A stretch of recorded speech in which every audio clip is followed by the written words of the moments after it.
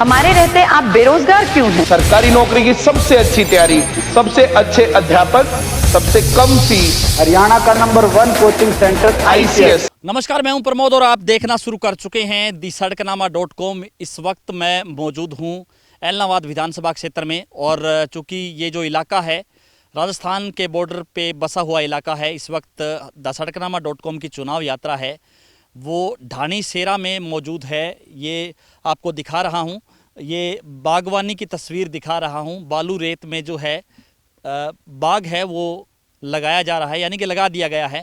75 एकड़ में ये जो बाग है वो लगाया गया है और किसान की तस्वीर भी हम आपको दिखाएंगे। और किसान की जब तस्वीर दिखाएंगे तो आप जो है चौंक भी जाएंगे, क्योंकि पिछले कई सालों से जो चेहरा है वो आप सोशल मीडिया पे या टीवी पे अखबारों में नहीं देख रहे हैं। वो चेहरा हम आपको दिखा देते हैं। मैं कैमरा मैन से कहूँगा कि वो चेहरा है वो हमारे दर्शकों को ज़रूर दिखाइए। कांग्रेस नेता हैं रमेश भादु और 2014 में इन्होंने ऐलनाबाद विधानसभा क्षेत्र से कांग्रेस के टिकट पर चुनाव लड़ा था और उसके बाद से जो है रमेश भादु है वो राजनीति में ज़्यादा सक्रिय तो नहीं कह सकते, क्योंकि लेकिन खेतीबाड़ी में खूब सक्रिय हैं ये। इन्होंने हाल ही में 75 एकड़ में जो किन्नू का बाग है वो लगाया है और ये जो इलाका है ये ढाणी सेरा, जहाँ से राजस्थान की सीमा का जो गांव है रामपुरा और केहरवाला, वो गांव लगता है साथ। और इसके साथ साथ ड्रिप इरिगेशन यानी सूक्ष्म सिंचाई से जो है बागवानी को बढ़ावा दिया। बालू रेत है आसपास, मैं दिखाऊंगा कि आसपास जो बालू रेत के जो टिब्बे हैं वो टीले हैं वो नज़र आ रहे हैं, लेकिन इसके साथ साथ जो है इस इलाके में जो है हरियाली इन्होंने कर दी है, यानी कि जंगल में मंगल करने का काम है वो पिछले कई सालों से रमेश भादु कर रहे हैं। और आज चूँकि काफ़ी दर्शक हैं वो ये कह रहे थे 2014 में, क्योंकि जब भी कांग्रेस को लेकर के या इस इलाके की समस्याओं को लेकर के या हम हल्के को लेकर के चर्चा करते हैं तो रमेश भादु का नाम जरूर जो है लोगों की ज़ुबान पे आता है। 2014 में इन्होंने कांग्रेस के टिकट पर चुनाव लड़ा था और आज हमारे साथ इस वक्त मौजूद है। जब हमने इनसे फ़ोन पे संपर्क किया, क्योंकि आज द सड़कनामा.com की जो चुनाव यात्रा है वो ऐलनाबाद विधानसभा क्षेत्र के इन गाँव में जो राजस्थान के साथ लगते हुए हैं वहाँ पे थी, हमने इनसे फ़ोन किया तो ये खेत में मौजूद है। कुछ देर पहले यहाँ पे बारिश हुई है और बेमौसमी बरसात हुई है और रमेश भादु इस वक्त हमारे साथ मौजूद हैं। सर बहुत बहुत स्वागत आपका। धन्यवाद जी, आपका भी स्वागत है। आप इतनी दूर हमारे पास यहाँ आए, खेत में आए, आपका बहुत स्वागत है। Thank you. रमेश जी, क्या कहना चाहेंगे? हमारे दर्शक पूछ रहे हैं कि आप जो है भादु जी का भी इंटरव्यू कीजिए। भादु जी इन दिनों सक्रिय नहीं हैं, भादु जी क्या कर रहे हैं, और जो है दर्शक जो है हमारे उनसे भी आप जो है रूबरू होकर के उनको बताइए कि आप पिछले कई सालों से जो है क्या कर रहे हैं। मैं सबसे पहले तो मैं आपको बताना चाहूँगा 2014 से पहले जी मैं दिल्ली की राजनीति करता था। कांग्रेस में यहाँ से जिला परिषद का मेंबर लोगों ने बना के भेजा और उसके बाद संपर्क आगे बढ़ते गए, हमारी लीडरशिप ने आगे बढ़ाया और दिल्ली का जो मेन पूरे ऑल ओवर इंडिया में राहुल गांधी जी के साथ और भी दूसरे नेताओं के साथ अलग अलग जगह की जिम्मेवारियां दी। फिर 2014 में पार्टी ने टिकट दी, इलेक्शन लड़ा। फिर उसके बाद मैंने 5 साल तक लोगों की सेवा भी की, क्योंकि जिन लोगों ने वोट दे रखे थे तो फिर उनकी सेवा भी करनी थी। उसके बाद 2019 का इलेक्शन आया, मैंने टिकट भी नहीं मांगी और उसके बाद मैं फिर राजनीति से दूर होके और अपनी खेतीबाड़ी के इस सिस्टम में, क्योंकि देखो बेसिक रूप से हम किसान हैं और हमारा मुख्य धंधा भी यही है और खेती किसानी आजकल बहुत डाउन जा रही है। तो इसी में आके भी कल को हमें भी आगे आगे ज़रूरतें महसूस हो रही हैं। जैसे जैसे बच्चे बड़े हो रहे हैं तो खर्चे भी और दूसरे बढ़ रही है, महंगाई बहुत ज़्यादा बढ़ रही है। तो इसलिए फिर मैं पूरा का पूरा अपना टाइम अपने खेत में देता हूँ। और मैंने इन दिनों में ये प्लांट तो मैंने आपको बताया, इसमें 75 एकड़ तो हमने लगा दिया और 25 एकड़ हम और यहाँ लगा रहे हैं और कुछ नया करने का भी हमने सोचा है, क्योंकि मेरे पास थोड़े साधन संपन्न आदमी हूँ, थोड़े संसाधन ठीक है, कुछ मैं पॉलिटिकल रूप से एक्टिव रहा तो कुछ जानकारियाँ भी बढ़ी और अलग अलग जगह के जो हमारे कहीं चाहे कोई प्रोफेसर हो, चाहे कोई और दूसरे जगह के इसके हॉर्टिकल्चर डिपार्टमेंट के कुछ साथी मिले, अलग अलग स्टेटों में हम जब गए तो वहाँ हमने देखा भाई लोग बागवानी पे भी काफ़ी आजकल ध्यान देना उन्होंने शुरू कर दिया। तो इसलिए फिर मैंने यहाँ हमारा एरिया जो है वो बेसिकली किन्नू के लिए ये जगह क्लाइमेट ये अच्छा है, तो फिर मैंने किन्नू का ही सोचा भी क्यों न हम हमारे यहाँ नज़दीकी कुछ गांव हैं वहाँ भी कुछ किसान साथियों ने ऐसे रेतीले उसमें किन्नू की बागवानी करने की कोशिश की। तो फिर मैंने ये सोचा भाई इसको एक बार ज़मीन बिल्कुल सीधी करके इसको लेवल करके और हम इसमें किन्नू का बाग लगाएंगे। और किन्नू का बाग के साथ साथ हम कोशिश करेंगे, क्योंकि मैंने थोड़ा पिछली अभी अप्रैल में एक मेरा दूसरा खेत है तो वहाँ मैंने इस बार तरबूज की खेती की थी। तो वो नया नया होने के कारण सेंचुरी तरबूज था। तो सेंचुरी में जैसे ये था सागर किंग प्लस वैरायटी थी एक, तो वो मैंने ट्राई की। उनके मालिक भी आए यहाँ कंपनी के, क्योंकि वो जो जानकारियों के कारण नहीं हो जाता ना, वो आए, उनको मैंने पहले सोयल अपनी टेस्ट करवाई। मैं रिस्क लेना चाहता हूँ, तो मैंने उनसे 5 लाख रुपए का बीज लिया और मैंने तरबूज लगाया। वो हमारा अच्छा हुआ था, लेकिन ये नहीं कह सकते हम भी बहुत बढ़िया हुआ। हमारे बम्पर नहीं हुआ, नहीं बम्पर नहीं हुआ, हमारे खर्चे पूरे हुए। तो उसके बाद में फिर उन्होंने इस जमीन का भी सजेस्ट किया है भाई आप इसमें मल्टी क्रॉपिंग कर सकते हैं।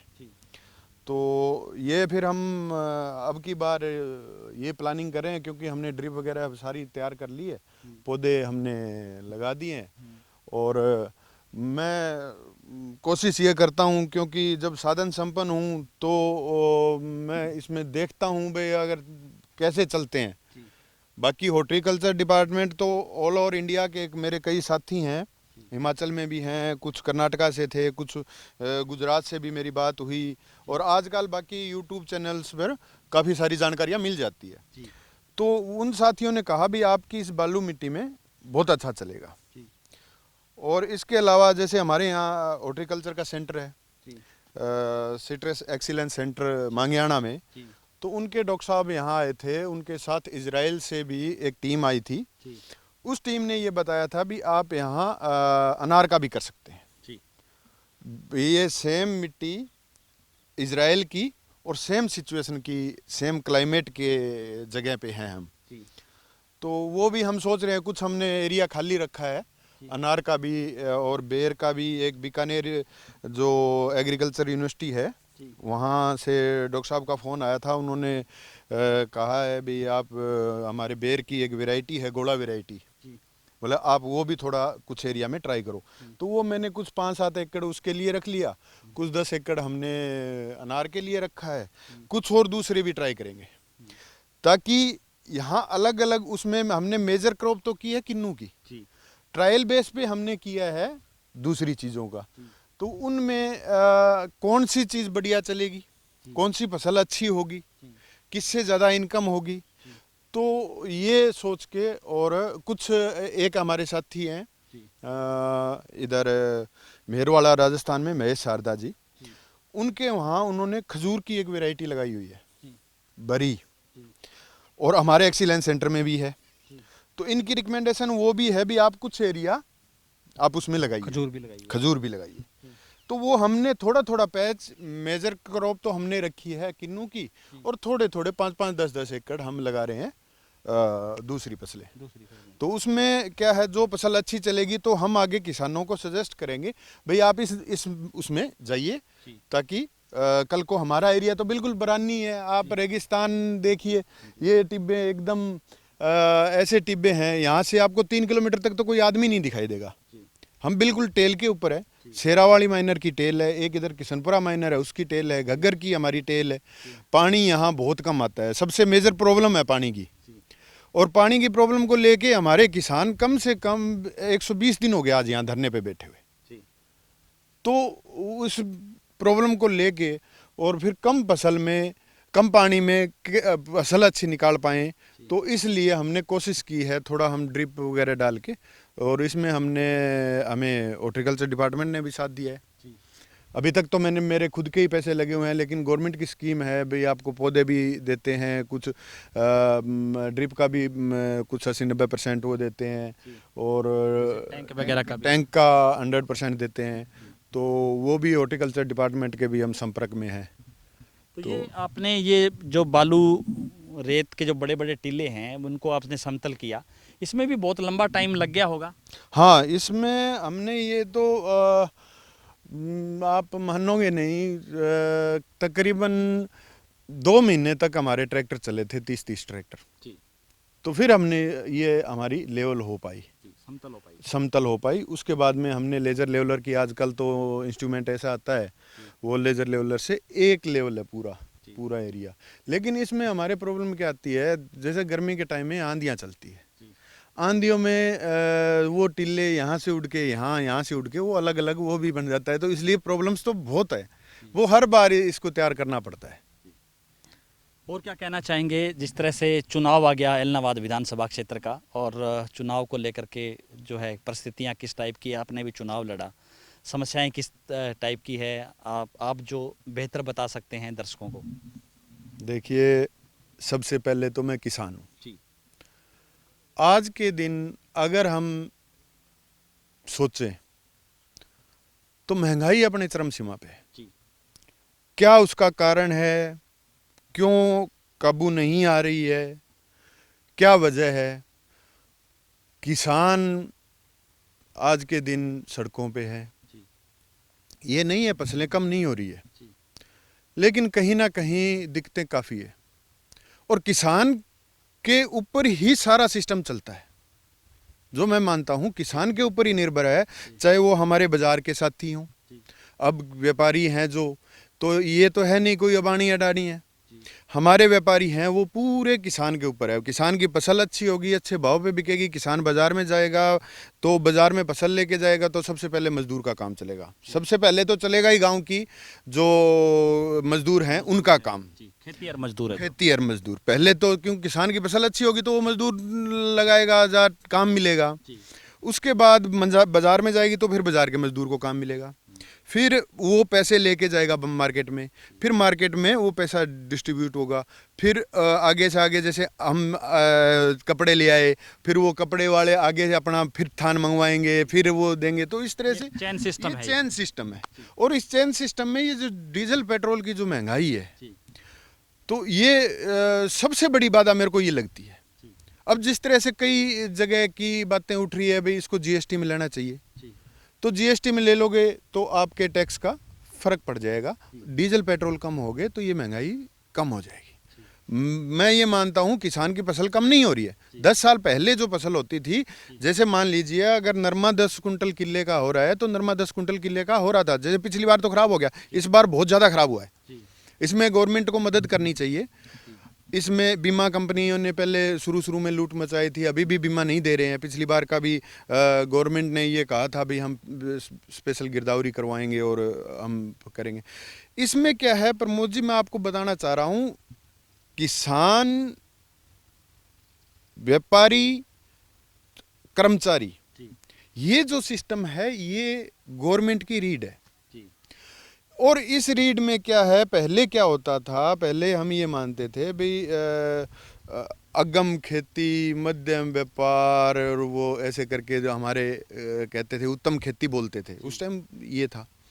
अब खेती बिल्कुल नीचे है, तो इसलिए गवर्नमेंट को स्पेशल ध्यान देके और इसमें मदद करनी चाहिए। जो इनकी स्कीमें हैं, प्रॉपर स्कीमें नहीं पहुंच रही है, तो इसलिए ये दिक्कत आती है। बीमा कंपनी, हो सकता है गवर्नमेंट ने अच्छा किया होगा, कोई अगर स्कीम कोई लेके आते हैं तो अच्छे के लिए होगी, लेकिन बीमा कंपनियों ने वो लूट लिया, बीमा नहीं दिया लोगों को। इन्होंने यूनिट बड़े बना दिए और बना दिए। तो इसमें गवर्नमेंट को ये देखना चाहिए। पहली बात तो ये अभी बीमा कंपनी है आपके जैसे हम स्कूटर का बीमा करवाते हैं, तो पर्टिकुलर उस पर ही होना चाहिए ना। जैसे मैंने मेरे खेत का करवाया, तो मेरे खेत के अगर नुकसान हो गया तो वो देखना चाहिए। यानी कि यूनिट गांव को ना मान करके किसान को मानना चाहिए, सबसे बड़ी बात।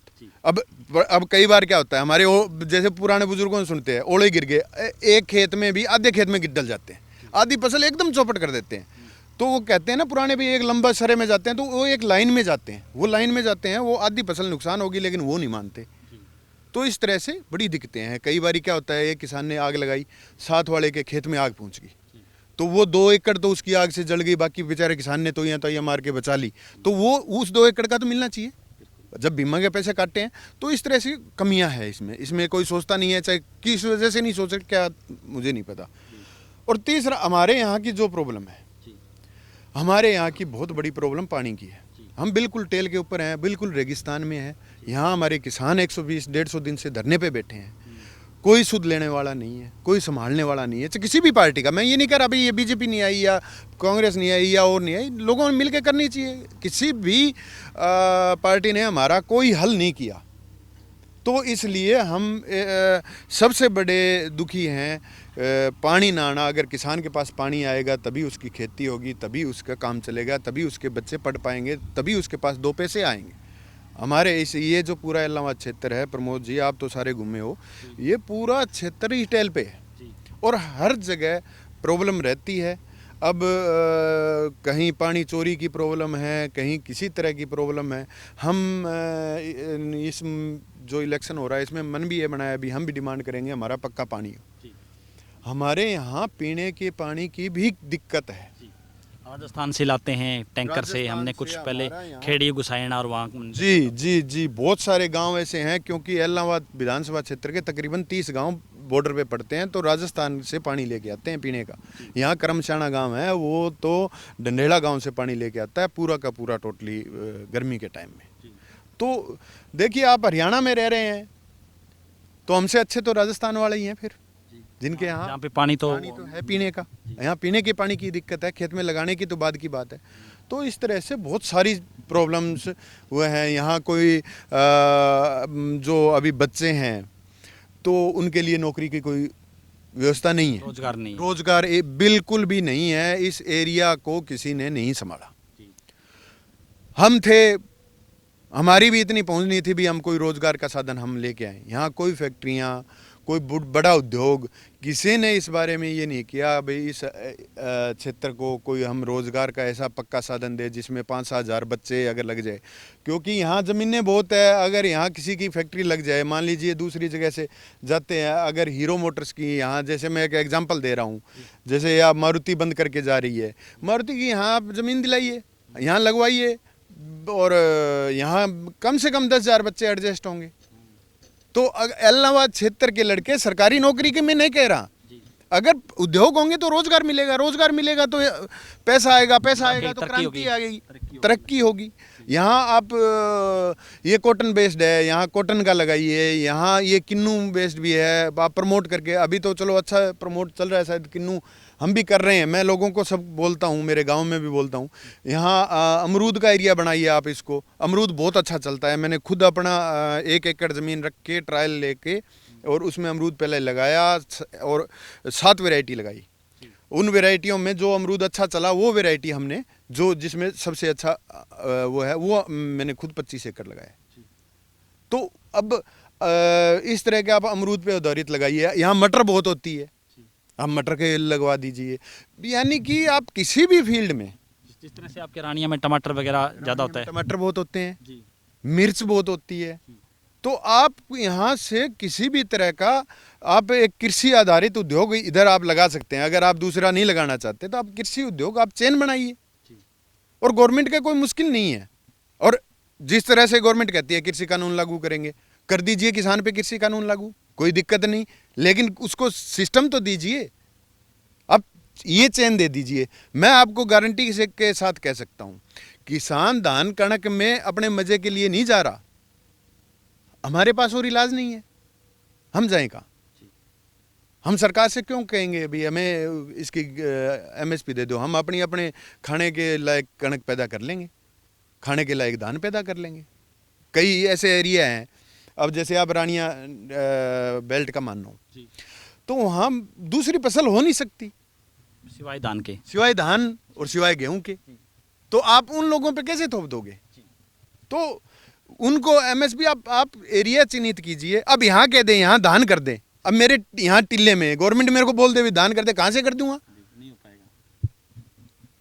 अगर आपने, वो कहते हैं हम विदेश की तकनीक पे चल रहे हैं, सरकार चले, हम स्वागत करते हैं, बदलाव है, हम चाहते हैं बदलाव आना चाहिए, खेती कृषि हर जगत में बदलाव आना चाहिए। अगर पहले हमारे पास लैंडलाइन फ़ोन नहीं होता था, फिर लैंडलाइन आया, लैंडलाइन जब आया तो प्रमोद जी मेरे खुद याद आने की बात है, 2-2 घंटे वहाँ बैठ के एक्सचेंज में वेट करते थे भी फ़ोन वहाँ मिल जाए, भी हमें हनुमानगढ़ ट्रंक कॉल करनी है तो वो ट्रंक कॉल होती थी एक, तो वो 2 घंटे का टाइम लेता था, भी दूसरों के नंबर लगे हुए हैं। उसके बाद आपके लैंडलाइन आ गए, लैंडलाइन में भी फास्ट डायलिंग आई, फिर उसके बाद मोबाइल पेजर आए, पेजर के बाद में मोबाइल आए, मोबाइल में हमारे यहाँ रेंज नहीं होती थी, उस टाइम मेरे पास मोबाइल होता था तो सिरसा से आगे काम करता था, और जब मैं दिल्ली से टच में था तब सिरसा जाना पड़ता था कई बार तो बात करने के लिए, उनके फ़ोन जब आते थे। फिर मोबाइल आए, गांव-गांव में नेटवर्क पहुंचा, फिर उसके बाद में मल्टीमीडिया फ़ोन आए, हर अवेयर हुआ हर आदमी, बदलाव आया। अब आज अगर हम इसी बात कर दें कि भाई नहीं हमें तो ट्रंक कॉल वाला दे दीजिए, भाई साहब आज हमारी स्पीड इतनी ज़्यादा हो चुकी है, अगर किसी मोबाइल नेटवर्क में 2 मिनट अगर फ़ोन नहीं मिलता है तो हम वो नेटवर्क ही चेंज कर देते हैं। तो इस तरह से बदलाव तो आना चाहिए, लेकिन बदलाव को सकारात्मक रूप में लेके आओ, ना कि अब किसान की बात नहीं सुन रहे। आप बात सुनिए, बात करिए, कहाँ रोएंगे किसान? किसान तो सरकार के पास जाएंगे, सरकार के, क्योंकि उन्होंने लागू करना है, वो लागू करेंगे, सरकार के पास जाएंगे, किसानों से बात कीजिए, उनसे पूछिए, इनसे पूछिए, रद्द करना है रद्द कीजिए, आगे ना करना है ना करें, लेकिन कुछ ना कुछ मसला तो हल कीजिए। ये कोई हालात थोड़ी है, अब जितनी रोड्स हैं सारे बंद है, किसान बेचारे सड़कों पे बैठे हैं, उनकी वजह से आम आदमी परेशान हो रहा है, भी सड़कें बंद है, उधर पुलिस ने करो चाहे किसान ने की, ये इशू हो रहा है, वो है, आम आदमी परेशान है, व्यापारी, कर्मचारी, खेतीहर मजदूर सारे परेशान हैं, क्योंकि बहुत बार ऐसा हो जाता है भाई अब किसान मोर्चा की कॉल होगी, बंद है जी सारा, तो बंद है, तो आम आदमी की भी तो परेशानियां हैं, किसी के बीमारी की है, किसी के, तो और वो कोई खुशी में नहीं हो रहा। तो इसलिए सरकार को किसानों की बात सुननी चाहिए। हो सकता है किसी को जानकारी ना हो, जिनको जानकारी है उनसे पूछिए, आम किसान से पूछिए वो क्या चाहता है, सर्वे करवा लीजिए, किसी न किसी तरह से तो मसला हल करना ही पड़ेगा ना, चाहे बातचीत से हो चाहे कैसे हो, मसला तो हल करो। तो ये तो मैं आपके थ्रू भी रिक्वेस्ट करूँगा मोदी सरकार से, मोदी साहब से, भाई हमारे किसान की बात आप सुन के और उस समस्या का हल कीजिए। बहुत हो गया हर जगह, अब जैसे घटना हुई लखीमपुर खीरी की घटना थी जी, तो लखीमपुर खीरी वाली जो घटना है उसमें आप देखेंगे एक बच्चा है, चाहे वो मेरा है चाहे आपका है, किसी बच्चे ने एक गलती कर दी, नुकसान किसका हो गया? 5, 6, 7, 8 परिवारों का, चाहे उसने गलती से किया चाहे जानबूझ के किया, लेकिन नुकसान तो 10 का हो गया। अगर ये किसान बिल और ये सिस्टम ना होता तो नहीं होना था जी, बिल्कुल नहीं होना था। दूसरी जगह आज आप ये मानो, मैं ये मानता हूं भाई हम सब जो हैं वो परमाणु उस पे बैठे हैं, पता नहीं कब क्या किस तरह से क्या सिस्टम हो जाए। अब हम तो इस बात का भी कह रहे हैं, यहाँ किसानों ने ये कह भी रखा है, कॉल भी कर रखी है, भाई हम खिलाफत करेंगे। अब बाई चांस और जेजेपी के लोग आएंगे तो उनसे जो है झगड़ा भी हो सकता है या कोई और हिंसा। हाँ, अब आप देखिए, चलो हम मान लेते हैं आप मैं समझदार हैं, हम नहीं कर रहे, कभी रात का वक्त हो, मेरे गांव का ही मान लीजिए, बीजेपी जेजेपी का कोई आदमी आ गया किसी के घर और गांव में किसी ने कर दिया, तो छोटा बहुत अगर कुछ हो गया, घर वाला भी बेचारा मारा गया जिसके घर आए, या मेरे पास मान लीजिए, मेरे पास ही मान लीजिए भी बीजेपी और जेजेपी के लोग आगे आएंगे, इलेक्शन है, और उसके बाद मेरा घर घेर लिया, रात का टाइम है, 2 बच्चे और भी कोई मान लीजिए कोई उसमें गलत एलिमेंट्स आ गए और उन्होंने पत्थरबाजी कर दी या उन्होंने कोई पेट्रोल बम फेंक दिया या कुछ भी कर दिया, किसी तरह का कोई नुकसान छोटा मोटा भी हो गया या कुछ भी हो गया, तो मैं भी मारा गया, मेरे पास आने वाले की भी बेइज्जती होगी, उस गांव की भी बेइज्जती होगी। ये हमारा एक सामाजिक सिस्टम जो ढांचा है ताना बाना, ये टूट रहा है और ये टूट भी जाएगा। अब मेरे घर आएंगे कोई आगे गेस्ट, ठीक है जी, वो मेरी इच्छा है, मैं किसको वोट दूंगा, लेकिन वो आने का तो उनका फर्ज है आगे। अगर वो आएंगे वहां कुछ घटना हो गई तो मैं भी ये सोचूंगा भी इन्होंने गांव में मेरी शान ले ली, मेरी बेइज्जती कर दी, तो वो हम ऐसे ज़्यादा फंसेंगे, ज़्यादा उलझेंगे, गांव के लोग भी आपस में ज़्यादा उलझेंगे। तो इसलिए मैं ये चाहता हूँ ये जितना जल्दी हो इस मामले को निपटाना चाहिए। और क्या कहना चाहेंगे, जिस तरह से चुनाव है, परिस्थितियाँ किस तरह की है? अभय सिंह चौटाला ने किसानों के समर्थन में इस्तीफा दिया और अब फिर से चुनाव आ गया है। हालांकि कांग्रेस और भारतीय जनता पार्टी ने भी उम्मीदवार डिसाइड तो नहीं किया है, लेकिन तकरीबन एक आइडिया जरूर वोटरों तक पहुंचा है कि कौन कौन हो सकते हैं। इसको लेकर के आप किस निगाह से देखते हैं? आपने भी चुनाव लड़ा है। देखिए, मैं वैसे तो चुनाव के बारे में अभी तो मैं आपको ज़्यादा कुछ नहीं कह सकता, क्योंकि अभी सारे उम्मीदवार डिक्लेयर नहीं हुए हैं। तो मैं अभी मेरी खुद मेरे समर्थकों के साथ, दोस्तों के साथ, भाइयों के साथ अभी बात नहीं हुई है। हम कोई सोच समझ के हम फैसला, हमारा तो हम फैसला बाद में लेंगे भाई किसके साथ जाना चाहिए, क्योंकि उनमें से कौन सा उम्मीदवार जो ठीक है, जो कौन इस क्षेत्र का भला कर सकता है। मुख्य रूप से तो हमारी ये मांग रहेगी ज़्यादा भाई एलनाबाद क्षेत्र में हर खेत में पानी के लिए, चाहे वो सरकार दे दे तो हम सरकार से भी बात करेंगे, चाहे दूसरे लीडर्स हैं हमारे साथ, आओ धरने पे बैठो, यहाँ धरना दीजिए, मेहनत कीजिए किसी तरह से, चाहे विधानसभा में बोल के करिए, हमें पानी और इस क्षेत्र को रोजगार की अंतिम टेल तक पानी चाहिए, अंतिम टेल तक, और रोजगार का साधन जो नए बच्चे हैं, क्योंकि अभी जो बच्चे हैं वो कांग्रेस सरकार के बाद में, और इस 7 साल ये हो गए, 10 साल हुए थे, 17 साल जो उस टाइम जन्म हुआ था वो आज नौकरी मांगने, काम करने के लायक हो रखा।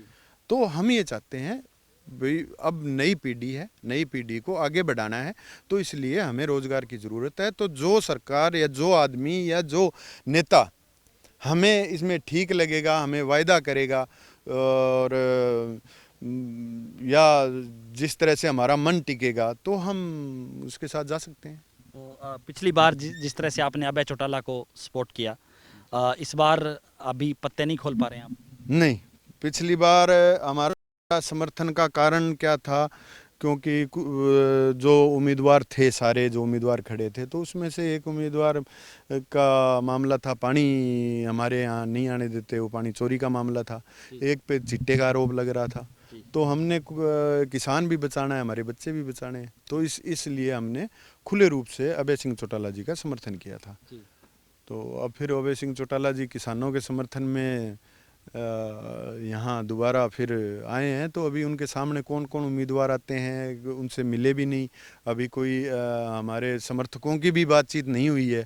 तो हम समर्थकों के साथ बात करके और उसके बाद में फिर कोई फैसला लेंगे, और हमारे तो जितने समर्थक हैं वो सारे जो फैसला देंगे।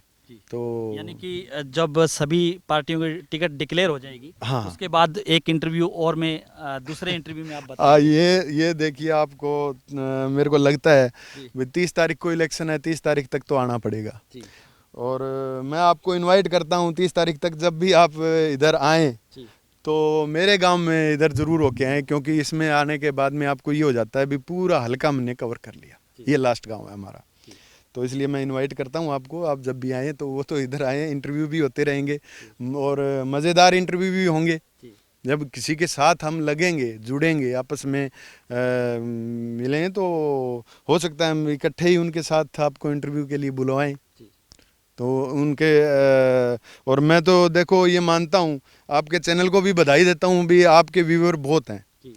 तो वो जब हम उनसे जुड़ेंगे, किसी भी उम्मीदवार से जब हम ये बात करेंगे आपके सामने, उनसे भी हमें बताइए आप हमारा पक्का पानी का क्या करोगे, आप हमारे बच्चों के रोजगार का क्या करेंगे, तो वो आपके जो 4 लाख लोग हैं उनके सामने वो एक कैंडिडेट की ओथ ही मान लीजिए।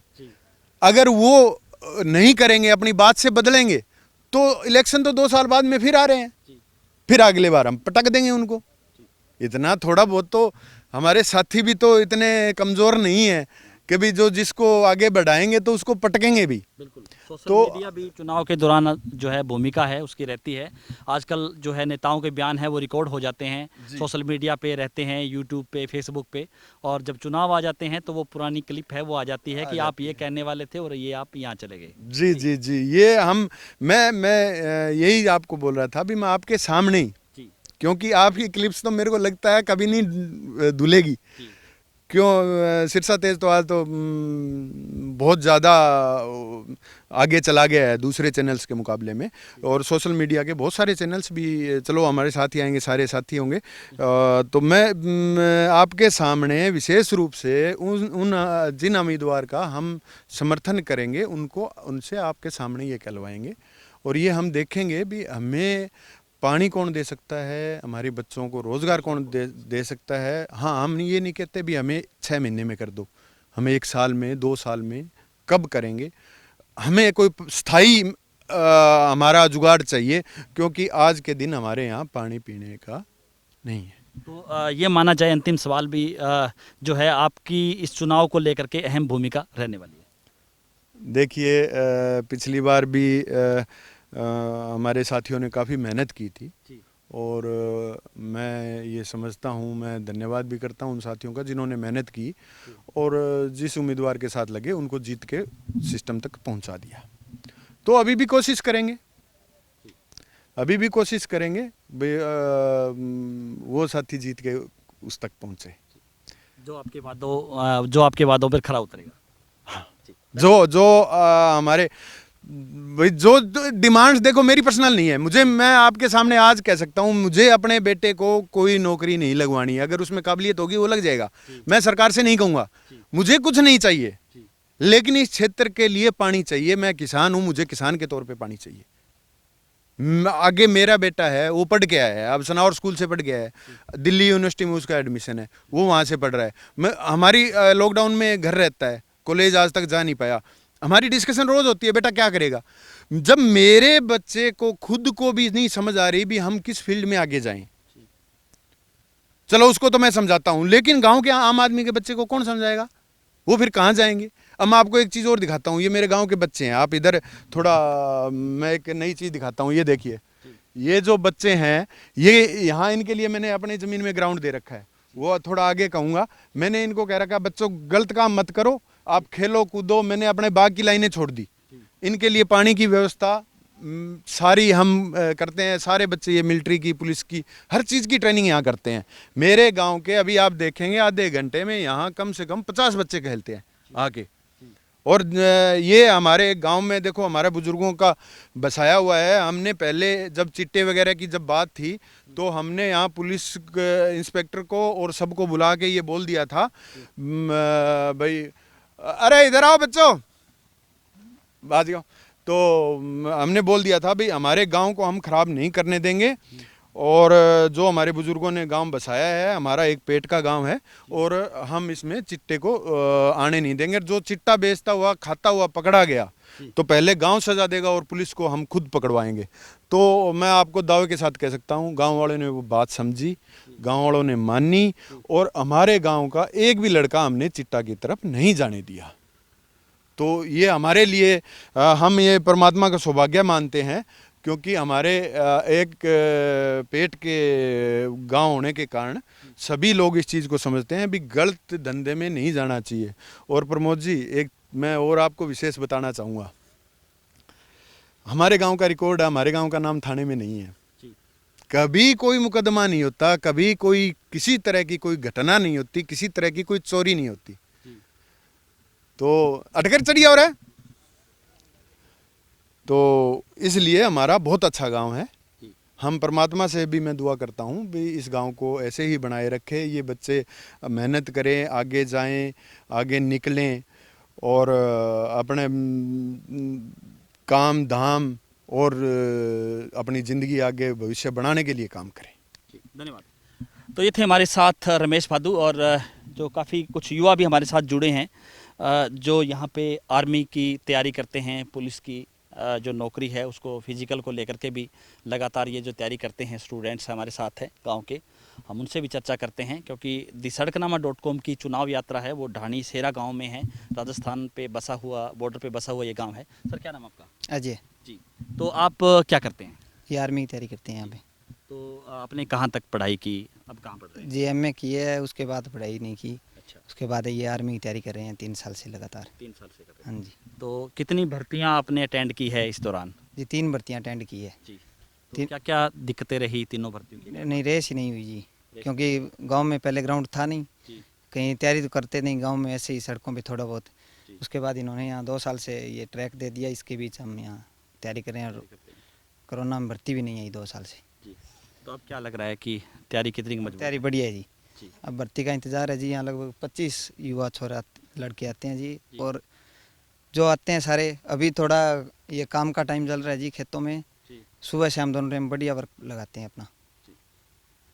तो और क्या कहना चाहेंगे, जिस तरह से कितने के युवा हैं वो गांव की तैयारी करते हैं, और आर्मी में पहले भी है काफ़ी युवा? लगभग 2 लड़के हैं जी आर्मी में, 40 से 50 युवा तक सुबह शाम दोनों टाइम आते हैं जी। गांव के बुजुर्ग भी आते हैं जी। अपना शरीर के लिए थोड़ा बहुत वो प्रैक्टिस करते हैं। आपकी सुपरविजन के लिए भी हाँ जी। रूटीन में। तो इससे युवा जो है नशे से तो दूर है लगभग? हाँ जी, नशे से दूर है जी। जी, धन्यवाद। हाँ जी, आपका क्या नाम है? हर्ष। जी। तो आप कौन सी क्लास में पढ़ते हैं? +2 की है जी।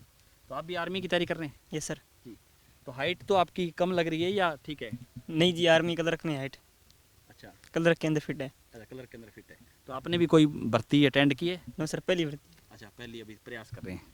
जी, धन्यवाद। शुभकामनाएं आपको। और जी, आपका क्या मेरा नाम नाम सर रविंद्र है जी। जी। मैं आर्मी की तैयारी कर रहा हूँ। मेरा फिजिकल हुआ है जी आर्मी में जी। पीछे जी। 3रे महीने में भर्ती हुई थी, उसमें मेरा फिजिकल हुआ है जी। क्लियर हो गया? हाँ जी, मेरा क्लियर हो गया जी फिजिकल, रिटर्न रहा है जी मेरा। जी। तो अब उसके लिए तैयारी और हाँ जी, हाँ इसके लिए तैयारी हाँ कर जी, रहे हैं। आपका क्या नाम है? होशियार सिंह। जी। +2 में हूँ मैं, आर्मी की तैयारी कर रहा हूँ। अच्छा। +1 हुई है। तो और कितने जो है पुलिस की भी तैयारी करते हैं या सिर्फ आर्मी की? आर्मी आर्मी की। तो आर्मी में क्यों जाना चाहते हो? आर्मी सपना है एक हमारा। अच्छा, सपना है देश की सेवा करना। हाँ जी। मेरा नाम पंकज है, मैं +1 में पढ़ता हूँ और मेरा भी मन है आर्मी में लगा है, और सूरी पूरा जिन जान है वो सारी ऐसे ही साथी है, आर्मी बस चाहिए हमें। अच्छा, आर्मी में। हाँ जी। और किसी में लगन नहीं है हमारी। अच्छा, और किसी में लगन नहीं है? नहीं है। तो आर्मी में आप देश की सेवा करना। हाँ ज़रूर, आर्मी देश की सेवा करेंगे, जी। भारत माता की। धन्यवाद। बादू जी, नशा कितना है आपके इस इलाके में? यहाँ तो चिट्टे का प्रभाव तो नहीं होगा ज़्यादा? नहीं, हम गांव को बचा गए। हमारे गांव में तो शायद नहीं है, बाकी मैं इन बच्चों से पूछता रहता हूँ भाई, इनके कोई संपर्क में इनको पता लग जाए तो हम गांव वाले ही कंट्रोल करते हैं। कोशिश ये है भी गांव वाला कंट्रोल करे तो और ज़्यादा। आपने बताया कि पुलिस में कोई केस नहीं है, ये भी एक अच्छा प्रयास है। हाँ, पुलिस में हमारे गांव का कोई केस नहीं है जी, कभी नहीं जाता। अगर छूट-फूट कोई बात हो जाती है, पहली बात तो गांव लेवल पर निपट जाती है, नहीं तो दूसरी बात तो बस छोटी-मोटी एप्लीकेशन से वहीं निपटा देते हैं। हमारी कोशिश ये रहती है भाई इस परंपरा को आगे नहीं बढ़ाएंगे और हम वापस उठवा लेते हैं अगर। हाँ जी, क्या नाम है सर आपका? सर विकास। जी। तो आप कौन सी क्लास में पढ़ रहे हैं? मैं अभी BA फर्स्ट ईयर में हूँ। जी। अभी BA फर्स्ट ईयर में स्टडी कर रहे हैं। तो अभी आर्मी की तैयारी करते हैं पुलिस की? हाँ, मैं आर्मी की। जी। तो कोई भर्ती वगैरह को अटेंड किया आपने? हाँ, भर्ती ट्रेंड किया मैंने। जी। कितनी भर्ती? अभी तो एक भर्ती ट्रेंड की। एक की है। जी। तो क्या लग रहा है कितने जल्दी जो है, कितने साल बाद या कब तक सेलेक्ट हो जाओगे आप? अभी जो आने वाली है दूसरे महीने में भर्ती आनी है, उसमें चांस है पूरे चांस है। जी। जी, धन्यवाद। तो आपको दिखाई हमने तस्वीरी ढाणी सेरा की, जहाँ पे हमारे साथ कुछ युवा मिले जो आर्मी की तैयारी कर रहे हैं, और रमेश भादू जी से भी हमने आपको मिलवाया, जिन्होंने इस बालू रेत में जो है हरित क्रांति, ये कहूँगा कि जो है एक बागवानी को लेकर के नया आयाम स्थापित किया है, और इस इलाके में भी वो प्रेरणा बनेंगे। ये हमारी शुभकामनाएं हैं उनको। तो लगातार ये हमारे पौधे हैं जी। ये इधर आप देखें तो ये पौधे हैं, ये भी बच्चे जो पौधे हैं इनको भी हम साथ साथ बड़ा कर रहे हैं। साथ बड़ा हाँ, करें। तो इन बच्चों की तस्वीर भी हम दिखाएंगे और बातचीत करने का भी प्रयास करेंगे। क्या नाम है सर आपका? हरदीप। जी। तो आप कौन सी क्लास में पढ़ते हैं? 8वीं। अच्छा, 8वीं क्लास में, यानी कि 8 कितने उम्र कितनी होगी आपकी? 12 साल या 13 साल? 14 साल। तो ये गैप इतना ज़्यादा क्यों है? केठा। ठीक है, धन्यवाद। तो इस वीडियो को आप ज़्यादा से ज़्यादा शेयर जरूर कर दीजिए ताकि तमाम लोगों तक ये जानकारी पहुँचे। बहुत बहुत शुक्रिया।